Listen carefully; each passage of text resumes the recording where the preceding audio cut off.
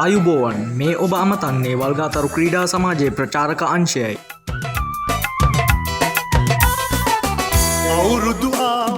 ඉස්පස්වන වරටත් සංවිධානය කරන මහා බක් මහවුලෙල